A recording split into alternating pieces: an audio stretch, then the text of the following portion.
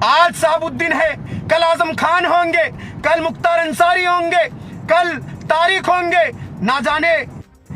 और तेजस्वी यादव से सवाल करता हूं कि आपको शर्म नहीं आई? एक ऐसा लीडर जो आपके अब्बा जान की इतनी इज्जत करता था, अगर वो हुकूमत से मिलना चाहते, अगर वो नीतीश के साथ मिल जाते तो शायद उन्हें दिल्ली जेल देखने को भी ना मिलती। लेकिन एक ऐसा लीडर तेजस्वी यादव साहब जो कि आपको मुख्यमंत्री बनाने के चक्कर में बिहार सरकार से पंगे लेता है, बिहार सरकार को कहता है, नीतीश कुमार को कहता है कि मेरी नजर में मुख्यमंत्री नहीं है, तो उसकी सजा उन्हें यह मिलती है कि उन्हें उनकी बेल को खारिज कर दिया जाता है और बिहार जेल से तिहाड़ जेल में भेज दिया जाता है।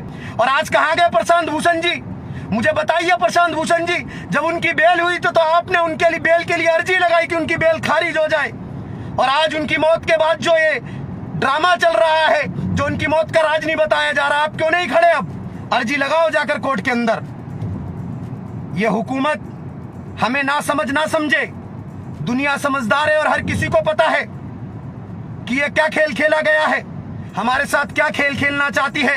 कोरोना नाम के इस बीमारी के चक्कर में ना जाने हमारे साथ वो खेल खेला जा रहा है। आज से पहले कोरोना हुआ तो मुसलमानों को कोरोना बम बता दिया गया, आज वही कोरोना मौत का वो नाच नचा रहा है, तो इनको आज समझ में आ रहा है कहाँ है मुसलमान। आज मुसलमान ही लोगों को कंधा दे रहे हैं। और आज जो डॉक्टर साबुद्दीन साहब के साथ किया गया, उनका बेटा अकेला तन्हा खड़ा होकर हॉस्पिटल में जिद्दोजहद कर रहा था कि मेरे अब्बा जान की बॉडी मुझे दे दो या उनकी पोस्टमार्टम रिपोर्ट दे दो, मुझे बताओ कि इनकी मौत किस वजह से हुई है, जबकि उनकी कोरोना रिपोर्ट तो नेगेटिव आई है, उसके बाद भी कोरोना से इतनी जल्दी मौत कैसे हो सकती है।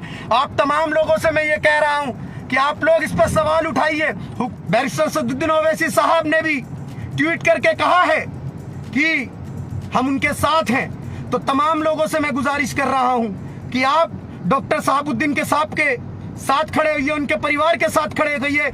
अल्लाह ने एक ऐसे बेबाक लीडर को हमसे छीन लिया। ऑल इंडिया मजलिस इत्तेहादुल मुस्लिमीन का खादिम अभी आपके बीच में लाइव रूबरू हुआ हूं,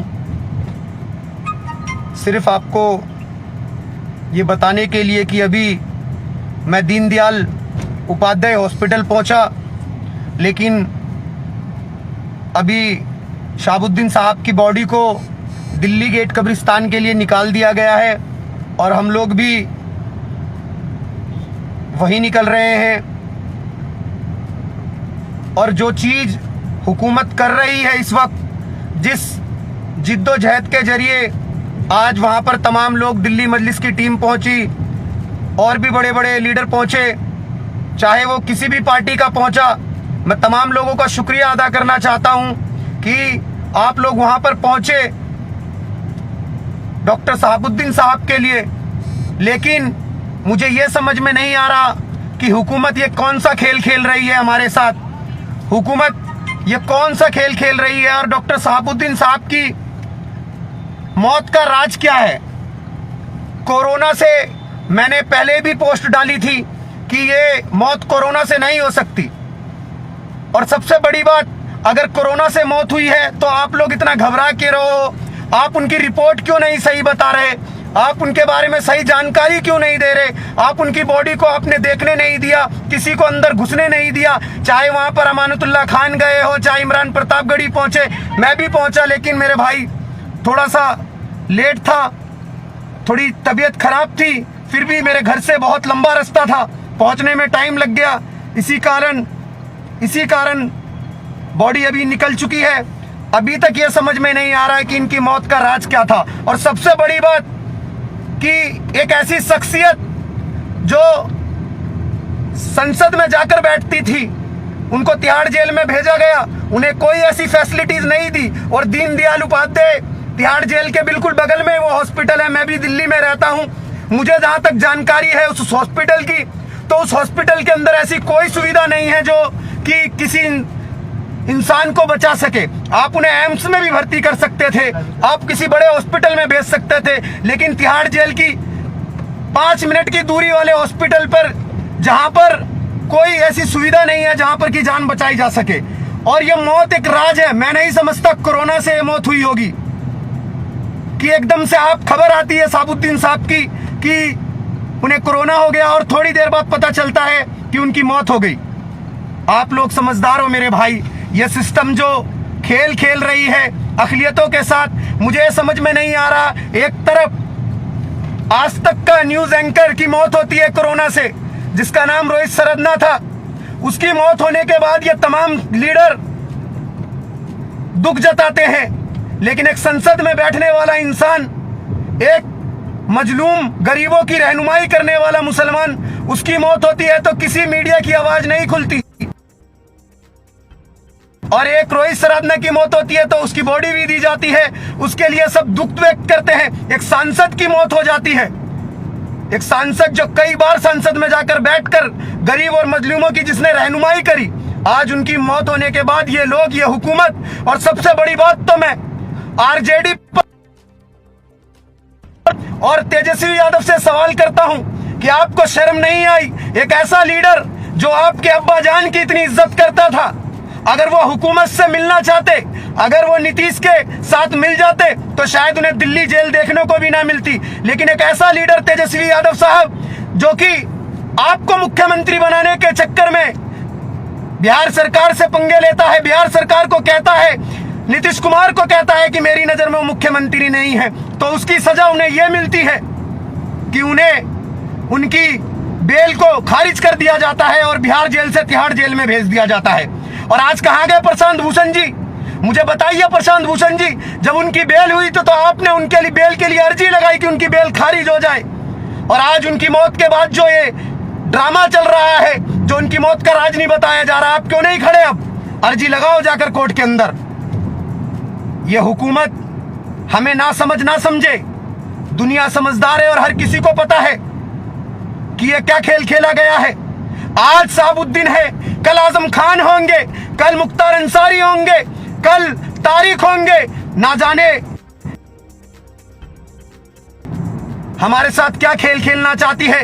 कोरोना नाम के इस बीमारी के चक्कर में ना जाने हमारे साथ वो खेल खेला जा रहा है। आज से पहले कोरोना हुआ तो मुसलमानों को कोरोना बम बता दिया गया, आज वही कोरोना मौत का वो नाच नचा रहा है, तो इनको आज समझ में आ रहा है कहां है मुसलमान। आज मुसलमान ही लोगों को कंधा दे रहे हैं।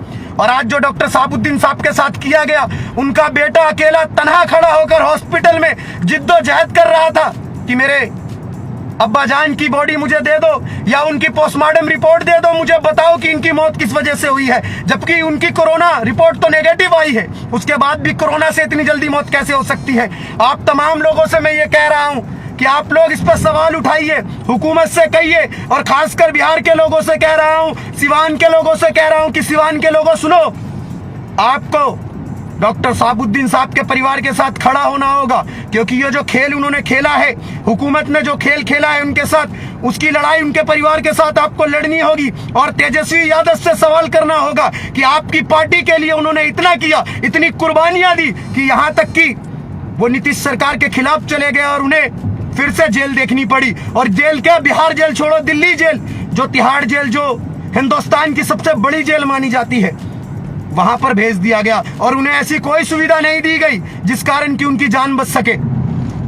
आप लोगों से मेरे भाई, मैं तमाम उन सेकुलर लोगों से कहना चाह रहा हूं जो हिंदू मुस्लिम की बात करते हैं, आज का वक्त ये हिंदू मुस्लिम नहीं रह गया मेरे भाई। ये कोरोना नाम की ये बीमारी है, किसी को बगैर बीमारी के मार दिया जा रहा है तो कोई कोरोना से ही मर जा रहा है, लेकिन ये कोरोना की मौत नहीं है। मैं नहीं समझ सकता। मैं कहना चाहता हूं तमाम उन सेकुलर पार्टियों के नेताओं से और तमाम उन लोगों से कि इसकी जांच की मांग कीजिए और डॉक्टर साबुद्दीन साहब के परिवार के साथ खड़े रहिए। बैरिस्टर सदुद्दीन ओवैसी साहब ने भी ट्वीट करके कहा है कि हम उनके साथ हैं। तो तमाम लोगों से मैं गुजारिश कर रहा हूं कि आप डॉक्टर साबुद्दीन के साथ खड़े होइए, उनके परिवार के साथ खड़े होइए। अल्लाह ने एक ऐसे बेबाक लीडर को हमसे छीन लिया, एक ऐसा बेबाक लीडर, एक ऐसा मर्दे मुजाहिद जिसके खड़े होने से ही लोगों को पता चल जाता था। आज उसको एक साजिश के तहत उनको मार दिया गया और आज हुकूमत कोई जवाब नहीं दे रही है। तमाम गोदी मीडिया खामोश बैठी है। अगर एक अदना सा कोई मर जाता है तो मीडिया के बोल चलने लगते हैं, लेकिन डॉक्टर साबुद्दीन साहब के साथ कोई नहीं है, कोई नहीं चला रहा, कोई नेता कुछ नहीं बोल रहा। और एक न्यूज एंकर जो हिंदू मुस्लिम करता था उसकी मौत हो जाती है, तो ये तमाम लोग दुख व्यक्त करते हैं। मैं बहुत दिनों बाद आपके बीच में लाइव आया हूं मेरे भाई। मेरी भी तबीयत नासाज थी और फिर भी जब मेरे को लगा कि मुझे वहां पर पहुंचना चाहिए, मैं निकला।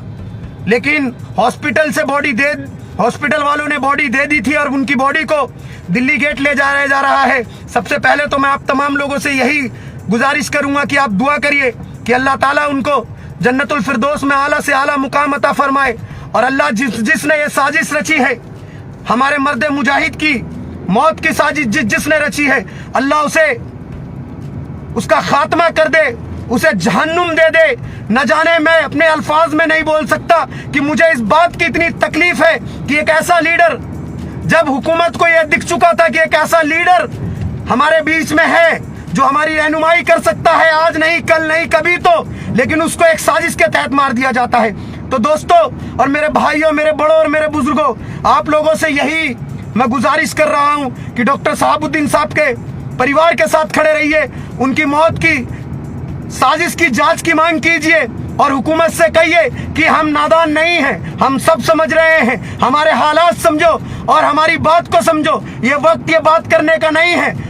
लेकिन उसके बावजूद भी मैं ये कह रहा हूं मेरे भाई की ये मौत कोरोना के वजह से नहीं हुई है। हमें उनकी मौत की जांच की मांग करनी होगी और हर मोड़ पर खड़ा होना होगा उनके परिवार के साथ। आप तमाम से ये कह रहा हूं कि आप लोग दुआ करिए कि अल्लाह उस मर्द मुजाहिद को अपने पास बुलाकर जन्नतुल फिरदौस में आला से आला मुकाम दे। और मैं कब्रिस्तान पहुंचता हूं मेरे भाई, क्योंकि वहां से मैं समझ नहीं सकता कि वहां पर लाइव चलाना ये ऐसा कुछ भी मुमकिन मुनासिब होगा या इतने वहां पर कुछ बोलना मुनासिब होगा। बस अब हमारा ये फर्ज है कि हम डॉक्टर शहाबुद्दीन साहब के परिवार के साथ खड़े हों और शहाबुद्दीन साहब के हक के लिए हम उनकी मौत की जांच की मांग करें। अपने भाई नसीम सिद्दीकी को दुआओं में याद रखिए। अल्लाह हाफिज।